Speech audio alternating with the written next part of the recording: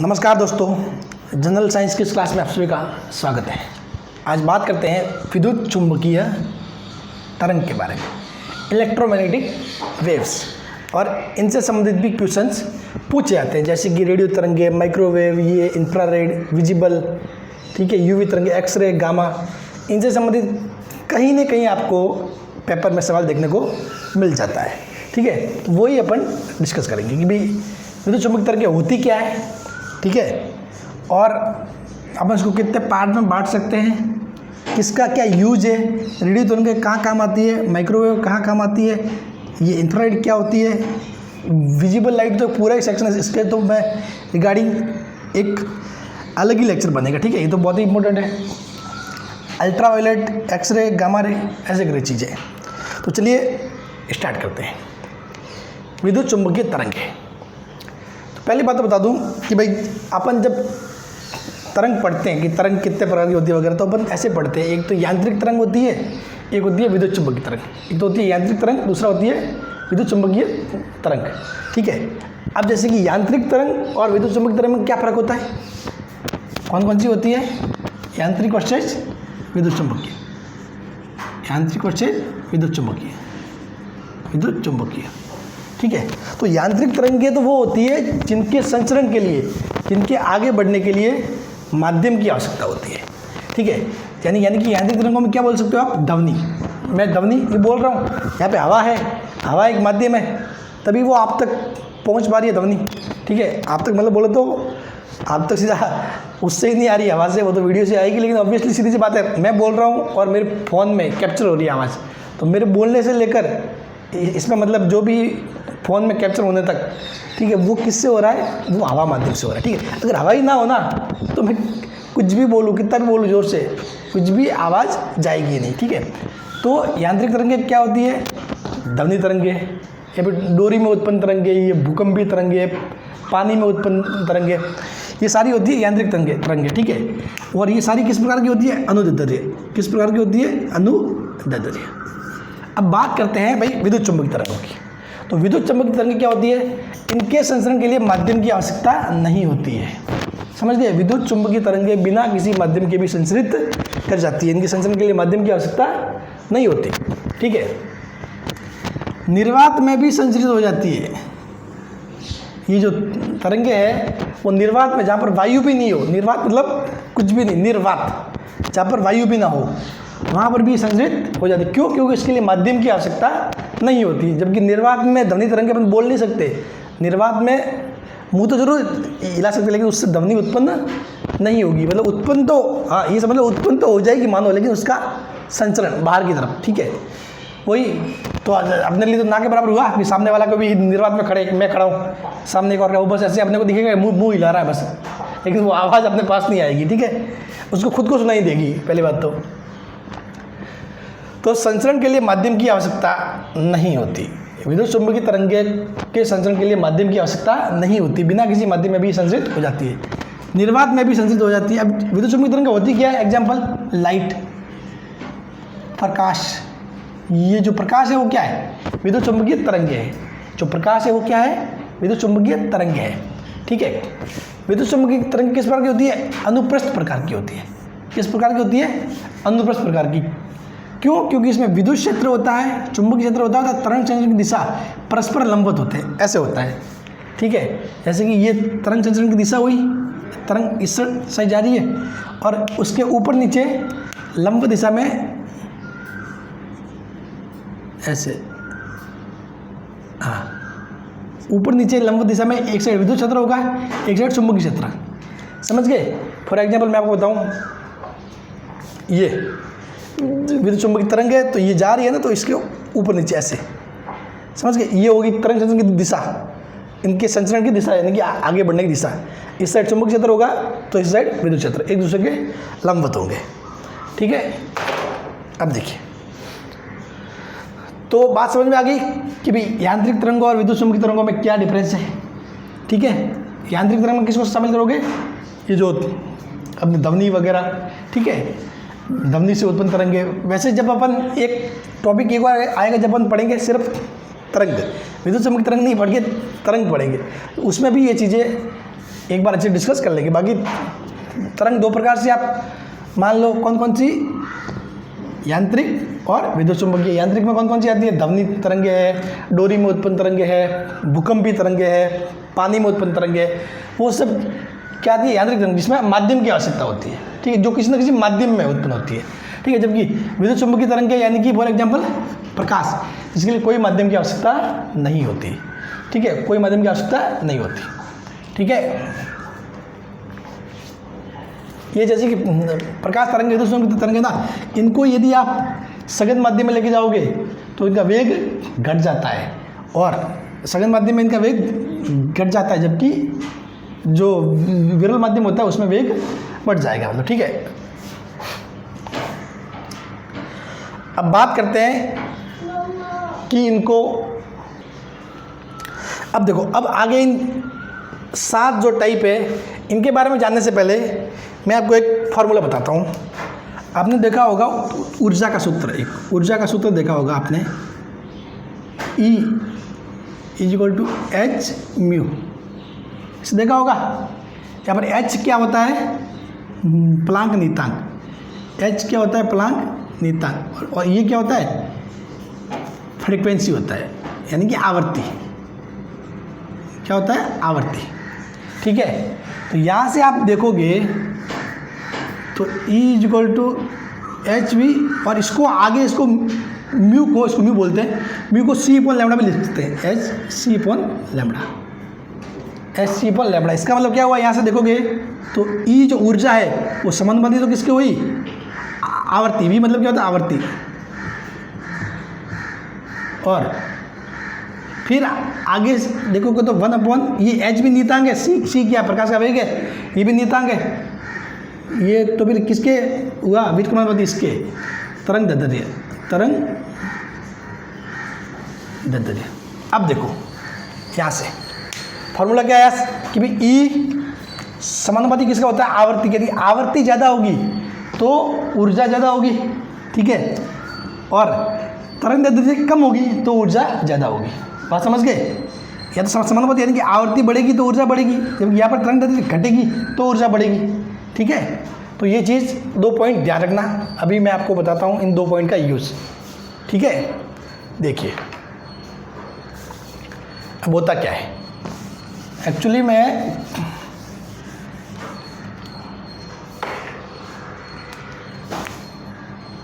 अब ये 7 प्रकार है। पहले आती है रेडियो वेव, उसके बाद microwave, infrared, visible, ultraviolet, X ray, gamma ray. आपको भले आप हिंदी मीडियम वाले हो या इंग्लिश मीडियम वाले, ठीक है, आपको ये दोनों नाम याद होना चाहिए, ठीक है। मतलब इंग्लिश वालों को तो कोई दिक्कत नहीं, चलो उनके नाम ऐसे आएंगे तो उनको तो बेनिफिट हो जाएगा, लेकिन हिंदी वालों को मैं कह रहा हूँ ये दोनों नाम याद होना चाहिए। रेडियो तो रेडियो, माइक्रोवेव तो माइक्रोवेव, इसमें तो कोई दिक्कत नहीं।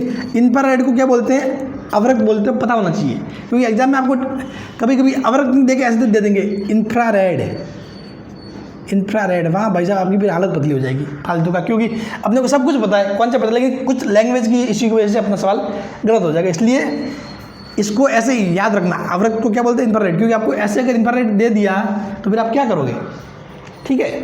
तो इसको याद रखने का है आपको हिंदी इंग्लिश में, बाकी तो कोई दिक्कत नहीं भाई। रेडियो है तो रेडियो, माइक्रोवेव माइक्रोवेव, इंफ्रारेड को बोलते हैं अवरक्त, और विजिबल मतलब विजिबल, जो विजिबल है अपने दिख सकता है वो है दर्शी तरंगे, ठीक है। बाकी तो अल्ट्रा वायलेट यानी कि यूवी, अल्ट्रा वायलेट यूवी तरंगे, वही चीज़ है, एक्सरे, एक्सरे, इन बस 2 के नाम सही से याद रख लेना। बाकी तो जो इंग्लिश में है वैसा वैसा हिंदी में भी बोलते हैं, ठीक है। इंफ्रारेड को अवरक्त, विजिबल लाइट को दर्श्य, ठीक है। खास तौर पर विजिबल मतलब जो दिखता है वो, ये भी थोड़ा इजी है। इंफ्रारेड थोड़ा, इंफ्रारेड यानी अवरक्त, इंफ्रारेड अवरक्त, इंफ्रारेड अवरक्त, ठीक है। अब देखो, अब बात करें अपन, जैसे जैसे ऊपर यहाँ से रेडियो तरंगों से गामा की ओर बढ़ते हैं ना, अपन रेडियो से गामा की ओर नीचे की ओर बढ़ते हैं, तो ऐसे नीचे की ओर आने पर ऊर्जा बढ़ती है,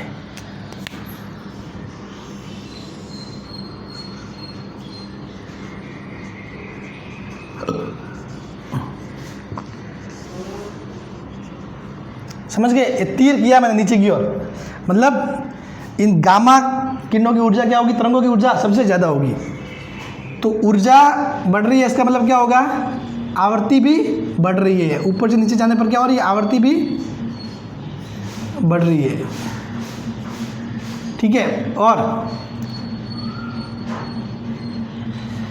जबकि आवृत्ति बढ़ रही है ना, ऊपर से नीचे जाओगे, क्योंकि ऊर्जा बढ़ रही है तो आवृत्ति भी बढ़ रही होगी, क्योंकि इसकी भाई गामा किरणों की बात करें तो ऊर्जा ज़्यादा कब होगी, जब इसकी आवृत्ति ज़्यादा होगी, सब बात है। जबकि आप देखोगे ना तो यहाँ पे तरंग दैर्ध्य घट रही है, तरंग दैर्ध्य घट रही है, तरंग दैर्ध्य घट रही है, ठीक है ना। यानी कि क्या होगा कि भाई रेडियो वेव्स है ना, इनकी ऊर्जा और आवृत्ति तो कम होगी लेकिन तरंग दैर्ध्य ज़्यादा होगी, ठीक है। यहाँ पर देखो, यहाँ पर चलो मैं मैक्सिमम मिनिमम करके लिख देता हूँ, ठीक है। अगर तरंग दैर्ध्य की बात करें तो यहाँ अधिकतम होता है, यहाँ कम होता है, मैक्सिमम मिनिमम, ठीक है। और आवृत्ति यहाँ पर मिनिमम, यहाँ पर मैक्सिमम। आवृत्ति ऊपर से नीचे बढ़ती है, ऊर्जा भी ऊपर से नीचे बढ़ती है, जबकि तरंग दैर्ध्य ऊपर से नीचे घटती है। तो गामा रे के बारे में बात करें तो गामा रे सबसे ज़्यादा घातक होती है, इंसान के लिए नुकसानदायक है। क्यों? क्योंकि उसमें ऊर्जा ज़्यादा है, उसकी वेदन क्षमता ज़्यादा है, क्योंकि उसमें ऊर्जा ज़्यादा है, वेदन क्षमता ज़्यादा है, आवृत्ति ज़्यादा होती है, आवृत्ति ज़्यादा होती है तो ऊर्जा ज़्यादा होती है, ठीक है। और ऊर्जा ज़्यादा है तो सब बात है, उसकी वेदनिक क्षमता ज़्यादा होगी और वो इंसानों के लिए खतरनाक है, ठीक है। तो और तरंग दैर्ध्य क्या हो जाता है, यहाँ पे घटती है। आवृत्ति और तरंग दैर्ध्य एक दूसरे का उल्टा होता है, ठीक है। तो अब देखो रेडियो वेव, रेडियो तरंग, आपने देखा होगा भाई, आपने जो मोबाइल में सिग्नल वगैरह आते हैं वो किससे आते हैं, अपन जो बात वगैरह करते हैं वो किससे होता है, रेडियो वेव से होता है, रेडियो तरंगे। तो रेडियो तरंगे देखो ऊर्जा कम है, यानी कि वो घातक कम है, समझ गए। अगर यही रेडियो वेव की जगह अगर अपने जो टावर लगे हुए हैं उन टावर में से ये गामा रे निकले ना तो भाई साहब क्या हालत ख़राब हो जाएगी ना, ठीक है, इंसान मर जाएंगे ऐसे ही, ठीक है। तो ये गामा रे बहुत ज़्यादा घातक होती है, रेडियो वेव इतनी ज़्यादा घातक नहीं होती, इसीलिए अपने जो सिग्नल है वो रेडियो वेव से भेजे जाते हैं, ठीक है। किसे भेजे जाते हैं, रेडियो वेव से। अपने जो सेल फोन में सिग्नल आते हैं मोबाइल में, किससे आते हैं, रेडियो वेव से। अभी इनका एक एक का अपन अलग अलग यूज़ पढ़ेंगे, ठीक है, इनका एक एक का अपने को अलग अलग यूज़ पढ़ना है, लेकिन उससे पहले इनके बेसिक कॉन्सेप्ट आप जान लो, ठीक है, समझ गए। इसकी यहाँ ऊपर से नीचे जाओगे तो ऊर्जा बढ़ेगी, ऊर्जा बढ़ रही है क्योंकि आवृत्ति भी बढ़ रही है, जबकि इनकी तरंग दैर्ध्य घट रही है, तरंग दैर्ध्य घट रही है। तरंग दैर्ध्य किसकी ज़्यादा होगी, रेडियो तरंगों की ज़्यादा होगी, गामा की कम होगी, ठीक है, समझ गए। चलिए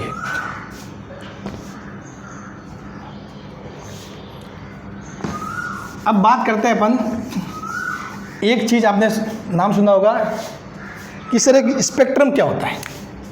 जैसे कि भाई बहुत बार सुना होगा सर विद्युत चुंबकीय स्पेक्ट्रम, ठीक है, या फिर आपने नाम भी सुना होगा 2G spectrum, 3G spectrum, 4G spectrum, news में आता है ना स्पेक्ट्रम क्या होता है।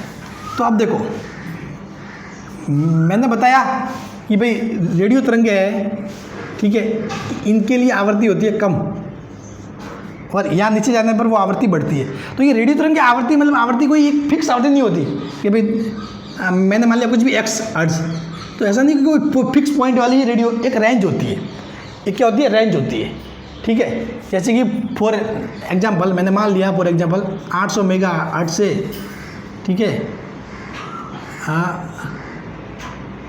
800 गीगाहर्ट्ज तक, ये मान लिया, ठीक है, ये मान लिया मैंने कोई रेंज है किसकी, रेडियो तरंगे, यानी कि जो तरंगे इस रेंज में आएगी उनको बोलते हैं रेडियो तरंगे फॉर एग्जांपल, ठीक है। तो स्पेक्ट्रम क्या होगा, ठीक है। तो स्पेक्ट्रम एक्चुअली क्या करना होता है, जैसे कि फॉर एग्जांपल अभी इस 800 मेगाहर्ट्ज से 80 मेगाहर्ट्ज के बीच में स्पेक्ट्रम को बांट देते हैं कि भाई 800 से लगाकर 1000 मेगाहर्ट्ज तक कौन यूज़ करेगा, BSNL यूज़ करेगा, फिर 1000 मेगाहर्ट्ज से वहाँ तक कौन यूज़ करेगा, एयरटेल यूज़ करेगा, उसके बाद आगे वाला कौन यूज़ करेगा, जियो। ताकि इसको स्पेक्ट्रम में से बांटने से क्या होता है, ताकि जो BSNL के जो सिग्नल होते हैं ना वो इस एयरटेल वाले से ना टकराए, समझ गए। नहीं तो अगर भाई BSNL भी उसी रेंज में काम कर रहा है, एयरटेल भी उसी रेंज में काम कर रहा है, तो फिर आपके सिग्नल आपस में क्या हो जाएंगे, क्रॉस हो जाएंगे। समझ गए, आपके सिग्नल आपस में क्रॉस हो जाएंगे, फिर मतलब वही उसकी बात उस तक पहुंच जाएगी, उसकी बात उस तक। ठीक है, हाँ, ये बहुत बार ऐसे पहले होता भी था कुछ बात, ठीक है, कि दूसरे के सिग्नल कैचअप हो जाते थे। ठीक है मतलब क्या हुआ था एक्चुअली, मेरे गांव में एक के पास कुछ फ़ोन था पहले, वो नोकिया वाला नहीं थे शायद, वो पहले आते थे छोटे से फ़ोन, ठीक है, वो चाइना वाला पता नहीं कौन सा था, जो भी है। तो उसके अंदर पता नहीं क्या हो गया था, उसकी सिम में ऑटोमेटिकली रिंग बजता था, जब वो रिंग पिक करता था तो उसके बाद दो लोगों के बीच में बात होती थी, तो वो ऑटोमेटिकली कोई भी एक कॉल उसमें कैप्चर हो जाता था और आराम से सुनो बैठे बैठे। ठीक है, तो फिर गांव के चबूतरे पे फिर वो रात को 11 बजे लेके आता था, फिर कभी कभी ऐसी बातें हो जाती, कोई सामने लड़का लड़की बातें करते हैं, फिर वो आराम से बैठ के सुनते थे, मैं भी उसका एक पार्ट था। ठीक है, फिर उसके बाद पता नहीं क्या किया उसका नहीं पता, वो ऐसा इसलिए होता है क्योंकि ये मिसमैच हो जाता है चीज़ें। ठीक है, तो इसीलिए इनको एक स्पेक्ट्रम में बांट देते हैं। समझ गए, अब जैसे कि ये इंडिया में 5G आएगा, ठीक है, तो 5G के लिए BSNL को अलग रेंज मिलेगी, एयरटेल को अलग रेंज मिलेगी, जियो को अलग रेंज मिलेगी। समझ गए, तो उसको बोलते हैं, उस रेंज में बांटने को बोलते हैं स्पेक्ट्रम। ठीक है, स्पेक्ट्रम जैसे कि मतलब होता है ना, अपने रोड में, हाईवे में 6 लेन कर दिया भाई, एक रोड से कौन जाएगा, गाड़ी आ जाएगी, एक रोड से कौन जाएगा, बाइक वगैरह, एक रोड से मतलब ये जो बस वगैरह, ट्रक वगैरह, ताकि इनका आपस में वो ना हो। ठीक है, तो ये चीज़ें होती है। तो ये मेरे ख्याल से आप समझ गए होंगे कि आप विद्युत चुंबकीय तरंगें क्या चीज़ें होती है। अब इनका एक एक का अपने को क्या पढ़ना है, यूज़ पढ़ना है।